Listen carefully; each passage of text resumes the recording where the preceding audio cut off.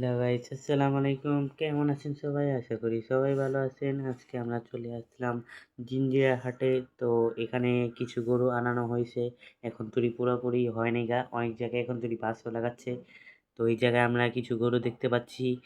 আর আমরা গরুর দাম জানতে চেষ্টা করছিলাম, কিন্তু গরুর মালিক গরুকে খাওয়াচ্ছে, এর জন্য আমরা দাম জানতে আর আগ্রহী হইনি গা। তো তোমাদের আজকে আমরা দেখি কি কি গরু উঠছে, তোমাদের আজকে দেখাই। তো এখানে দেখছি একটা কালো ছোট গরু। তো বেশিরভাগ ছোট গরুই উঠানো হয়েছে। তো আমরা ছোট গরুই দেখতে পাচ্ছি কিছু। এখানে একটা গরু বসে রয়েছে, এটাকে একটু আগে খাওয়ানো হয়েছিল। তো এখন এটাকে খাওয়া শেষ। ওই সাইডে আরো গরু আছে কিছু। তো আমরা আরো গরু দেখছি।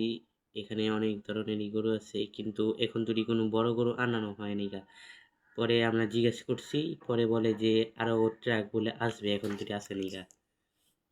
তাদেরই আরো ট্রাক আনানো হবে। তো এক সপ্তাহের ভিতরে আসতে পারে। এই যে গরুর মালিক গরুকে খাওয়াচ্ছে।